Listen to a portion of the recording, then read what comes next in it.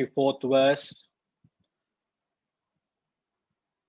said, Atman is indeed ever present, yet because of ignorance, it seems not present. As soon as the ignorance is dispelled, it is apparently gained like an ornament on one's neck.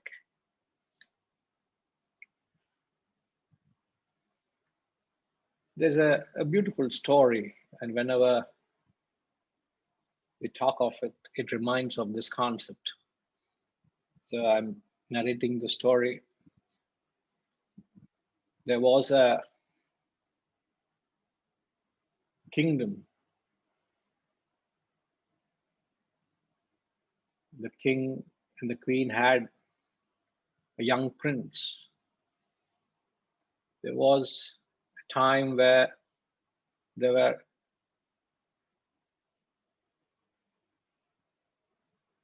on a boat ride, but some mishap during that boat ride, the young prince gets, in fact, the boat crashes and they lose the young prince in the sheer deluge, and the young prince gets swept away. There was a thorough search party sent. Nobody could find him. Years had passed. The prince became old. And he had a very faithful team.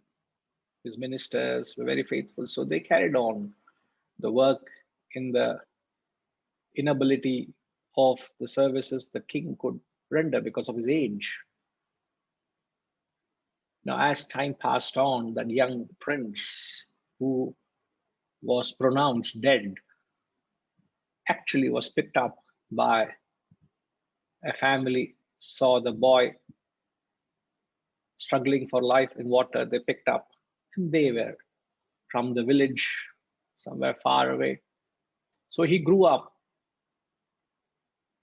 to be almost an illiterate, uneducated, just doing some labor work and things like that. And he also used to find begging as a means, seeking alms as a means to get his livelihood. So he used to at times go and beg with hardly any clothes on, and people, he was very familiar. People kept seeing him on and off, and they kept entertaining. Some people appreciated his presence. Some people were annoyed by him and they shooed him away, but that's how he carried on. But something kept telling the king that my young son, who is heir to the throne, who should be the king, is not dead. And the people, the team, always respected the word. And whenever the king sent a search party, they all would do faithful. We're very faithful to his word. So the king again continued his efforts in his own madness, that hopeful that he'll find his lost son more than a decade ago. Very hopeful. And one of the distinct clue the team had to identify the lost prince is that there was a distinct identification mark. There's a distinct identification mark. All of us are born with a scar or a mole or something that's an identity mark. So there was a distinct identity mark which they had used to verify, because anybody can say, I am the lost prince and get to the throne, because there's no way to verify. So the party kept using that as a only way of proof that you are the lost prince. And the efforts brought them to this part of the kingdom, the very corner, deserted part of the kingdom, where things were very mellowed down, and it's nothing much was happening. There were very hardly anybody there. So they kept on searching everybody to just verify. And they came upon this beggar, very shabby. I don't know when he had a decent bath. He may have not had a haircut for past 6 months. Shabby, so unpresentable. For some reason, they thought this man was the lost prince and they just picked him up. And this guy was terrified. This young man was terrified, not knowing, what have I done? I have not done anything. I have not stolen anything. All I am doing is just begging for my livelihood. Please don't, please don't, please don't take me. I have not done anything wrong. They just zipped him up, shut up and come with us. He didn't know what was happening. He had barely any clothes on him.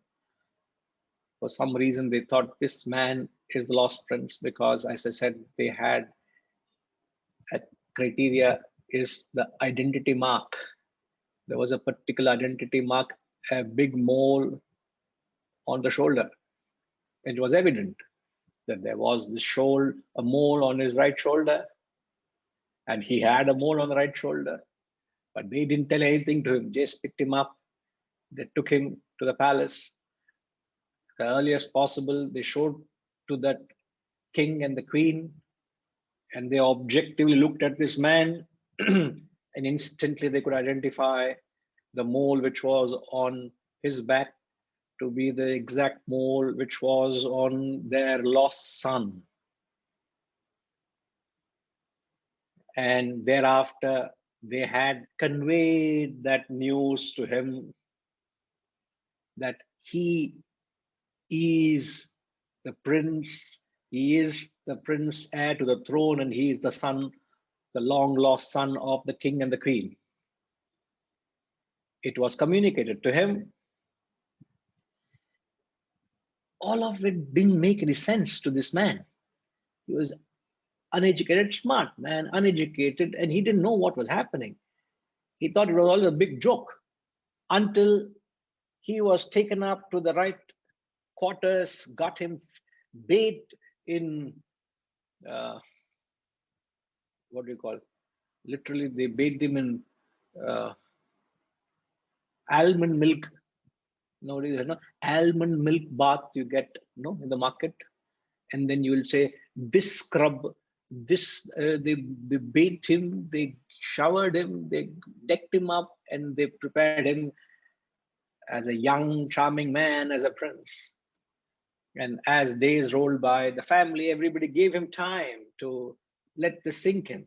And then everybody was certain that he was the lost prince and he is to be heir to the throne. And there was this announcement made in the kingdom that the lost prince was found and he's going to be coronated and he is going to take over the role. And it was a festive thing. And all this while, this man was trying to make sense of what is that's happening in his life.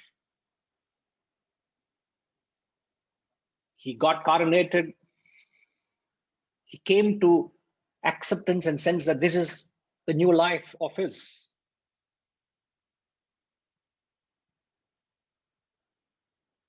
But deep within, he was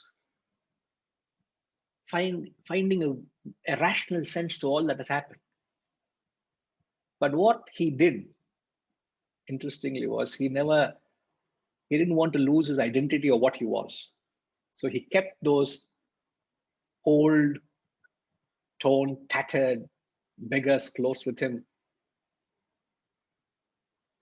And one fine day, he's the king. He can do what he wants. So he just left the kingdom without any notice to anyone. Said, I'm going for a break. I need to go for a spiritual sanctuary. I need to get away from the madness of this, all that's happening around me. I need to get away quietly for a while. And what he did was he took his beggarly clothes. He adorned the garb of a beggar and went back to those same people, the family he knew, the ritual he used to follow of begging every now and then, and activities he did. Some people again received him with love. Some people said, oh, this fellow has again turned up. We thought we have got rid of this fellow. He was a menace to us. We got rid of him. Now this fellow has again come back. So some people welcomed him. Some people detested his sight. But this man, he went through the same experience which he went through before. Now it took close to 10 minutes of your time telling the story. The real objective of the story is, the question we ask is, was the beggar not the prince before he came to know that he was the prince? The beggar was the prince even before he came to know, isn't it? The only difference between the beggar and the state of the prince is he didn't know about it. Here he has come to notion of it. You may say, sir, it's all that matters is knowledge. The problem is, what is the cause for all our suffering is because of that avidya, ignorance. You don't understand how strongly avidya is enveloping us, and we all fallen a prey to that ignorance. The moment you know that you are not the beggar begging at the doors of your body for physical pleasures, for your mind, for your emotional joys, at the intellect, for your intellectual delights, you will not be swayed by what the world throws at you to your body, mind, and intellect. Whatever the world throws at you, they are pittance. You could have got 20 rupees more, 50 rupees more, 100 rupees more, because you have not come back, or you come back to that community or to that street where you used to beg. People have given a little more because I haven't seen you for a while, so you had a little more kitty end of the day. When you're begging at the streets, you're begging at the feet of your body, mind, intellect, not knowing you're the monarch or the king within. You don't know your real worth, man. You're just content begging at the doors of the world, tapping them, feeling you've become rich by acquiring something which is just trinkets, priceless, meaningless, useless things. So what could have been the attitude of the prince with the love and the hatred he received from those people whom he knew from his childhood? It didn't matter to him. So imagine if you were to know your real status and go back into your life, which is persecuting you, which is constantly haunting you, it's disturbing you, you're consumed, it tatters. COVID is a big concern. The finances are a big concern. Relationship is a big concern. Emotions are a big concern. Health is a big concern. The insecurity is a big concern. What might happen tomorrow to me is a big concern. What could be your attitude toward all that's happening to you when you go back to the same experience, knowing that you are the self, you are the king, you are the monarch? Exactly the same feeling you'll have as the king went back to that experience of a beggar. So we are the king thinking to be the beggar. The Shastra is saying, you are not the beggar, you are the king. Remember that. I know, sir, but still I'm happy begging. Arey yaar, wake up. Awake. The Shastras say you've got to truly wake up to that true potential of realizing who you are. Who am I? The moment you realize and that avidya goes, instantly you feel how stupid and how insipid, how little I have been caught up in my own cocoon. The cocoon can be little big or small. You're still caught up in your own cocoon. Just a bubble. It's a matter of time it will burst, isn't it? So I just thought that simple, innocuous story tells so much about what you truly are, and all that separates you from what you are is the not knowing of who you are. That's what the verse said. Atman is ever present, yet because of ignorance, you don't realize it. You do not, it's your avidya, that barrier between you and your experience of the self. The moment you realize it, the moment the ignorance is destroyed, oh my God, oh my God. It was there all the while, and yet I have not tasted it. A person who is subjected to constant persecution and frustration and disappointment and stress experiences a joy, a life of joy and contentment and bliss and happiness. A person who is constantly victimized experiences a state of a mastery over all that the world seemingly haunts you. Your experiences are poles apart.